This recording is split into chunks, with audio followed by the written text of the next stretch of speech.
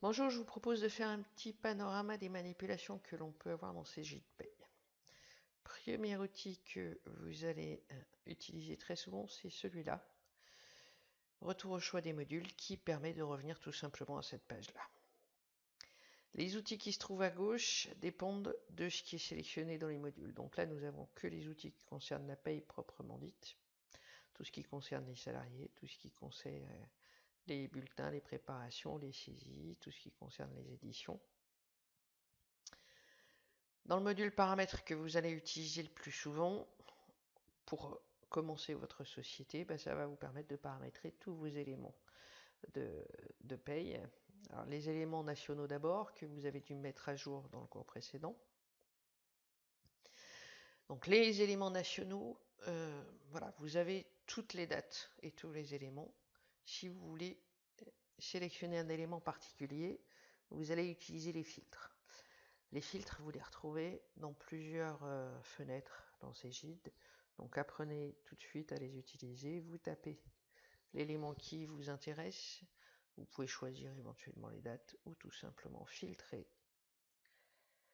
Voilà. Et là, vous avez tous les SMIC depuis 2011 jusqu'à aujourd'hui. Ces éléments, il ne faut surtout pas les supprimer. D'ailleurs, vous ne pouvez pas, ce sont des paramètres Cegid. Donc les paramètres Cegid, vous ne pouvez pas les supprimer. Tout simplement parce qu'un bulletin de salaire qui est dans votre base de données depuis 2011 a besoin de connaître le SMIC qu'il y avait à l'époque.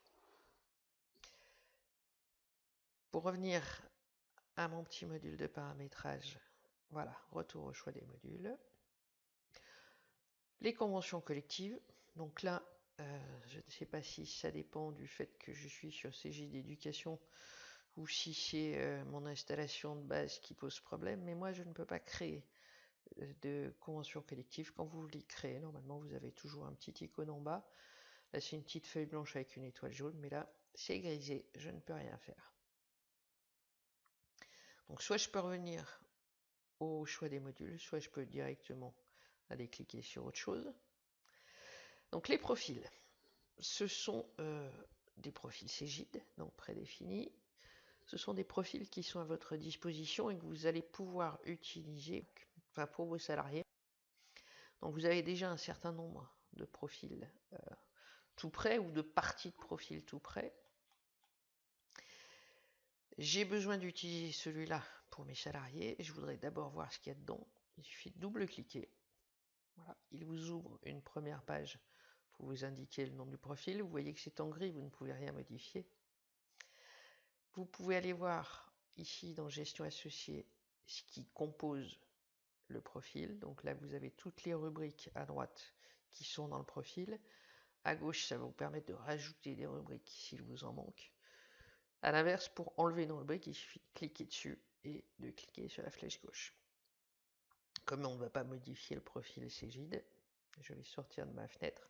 Alors la croix rouge ne supprime pas, mais sort de la fenêtre. Vous pouvez aussi utiliser la croix du haut. Ce profil-là, je veux l'utiliser pour moi, mais je veux pouvoir le modifier éventuellement. Je vais d'abord le dupliquer. Je vais lui donner un code. Alors les codes que vous créez vous-même dans Cegid doivent être supérieurs à 100. Là, je vais commencer à 300 parce que j'ai déjà 400 même, puisque j'ai déjà créé les codes. Et je vais lui mettre par exemple le 401. Et là, normalement, j'ai un joli message qui me dit que tous les codes que je crée doivent se terminer par 5, 7 ou 9. Donc si je veux utiliser du 400, il faut que je fasse 405 ou 407 ou 409. Les autres codes sont réservés à Cegid. Donc je vais lui faire du 405.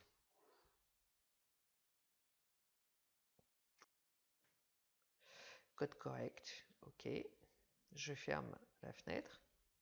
Et effectivement, elle m'a bien créé mon cadre mensuel, mon non-cadre mensuel en code 405. Si je ferme la fenêtre, je vais le retrouver dans ma liste. Donc, je vais le retrouver complètement en bas de ma liste 405 non-cadre mensuel. Donc celui-là, je vais le supprimer puisque j'avais déjà créé un encadre mensuel. Donc on a été dans les profils, vous avez également les éléments de rémunération. Voilà, donc là c'est le même principe, vous avez tous les éléments que vous pouvez mettre dans les profils. Si vous voulez voir le contenu d'un élément, il suffit de double-cliquer dessus, une prime d'ancienneté par exemple. Voilà, donc pareil, ce sont des éléments qui sont spécifiques à Cegid, vous ne pouvez pas les modifier. Vous pouvez dupliquer la rubrique pour pouvoir la modifier. Voilà, vous pouvez aller voir comment est calculée la rubrique. Voilà, vous pouvez voir comment ça se passe, comment c'est déclaré un DSN avec les codes, les périodicités. Pour voir les gestions associées, pardon, c'est celui-là. Voilà, donc là, il vous indique tout ce qui est dans la rubrique. Pareil, vous pouvez rajouter, vous pouvez enlever. Voilà. Donc ça va vous permettre de créer les rubriques ou de modifier les rubriques en fonction de vos conventions collectives. Tout ce qui est rémunération, ce sont aussi des rubriques. Hein. Voilà, donc tout ce qui est salaire. Pareil, vous avez toujours les possibilités de voir comment c'est composé, toujours la possibilité de dupliquer. On va revenir à nos paramètres de base. Les dossiers.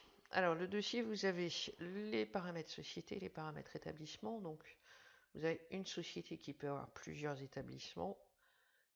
Vous gérez vos paramètres société. Voilà. Donc, vous avez un certain nombre de paramètres possibles. Si vous ne les faites pas tous, ce n'est pas grave. Quand vous allez créer votre établissement, il y a de fortes chances que Cegid revienne à cet écran-là pour vous demander de rajouter les éléments qui manquent, comme par exemple la gestion des congés payés. L'établissement, donc, c'est l'établissement pour lequel vous allez faire votre paye. Donc, vous avez les informations à rentrer au démarrage. Ici, informations complémentaires sur le social, vous allez avoir plein d'informations à rentrer aussi, notamment les différentes caisses, les profils. Ça, c'est le profil de base que va utiliser Cegid à la création de vos sociétés. Ces profils, bien sûr, après, vous pouvez les changer par salarié, mais c'est vraiment le profil qui va utiliser automatiquement. Donc autant choisir le bon profil tout de suite. Les congés payés, les règlements, ça c'est tout ce qui est banque. Voilà.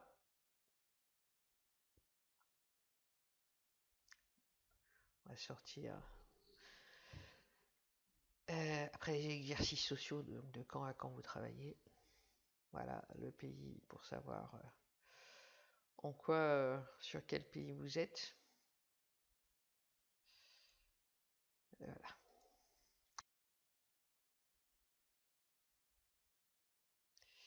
On ferme notre fenêtre, voilà. Donc vous avez tous ces éléments-là à paramétrer, éventuellement le paramétrage des éditions, des variables, des rubriques, etc. Dans les tables, vous avez la possibilité de créer vos différents éléments. Vous avez la possibilité voilà, de voir toutes les tables qui sont déjà préconstruites, de créer vos propres tables. Si on prend par exemple l'indemnité légale de mise à la retraite, la table préparée par Cegid, vous avez déjà une table toute prête, voilà, que vous pouvez utiliser ou non. Problème des tables dynamiques, c'est que vous ne pouvez pas les dupliquer, donc vous pouvez que modifier éventuellement la table, mais vous ne pouvez pas la dupliquer. Dans les tablettes, vous allez devoir entrer tout ce qui est emploi, tout ce qui est coefficient. Voilà. Alors après, vous avez tous les éléments qui suivent. Voilà un petit tour sur le paramétrage et sur comment manipuler un petit peu Cegid pour réaliser vos paramétrages. Après, je vous laisse quand même chercher ce que vous devez mettre exactement, ce que vous devez rechercher par rapport à vos conventions collectives, les rubriques à créer, à modifier.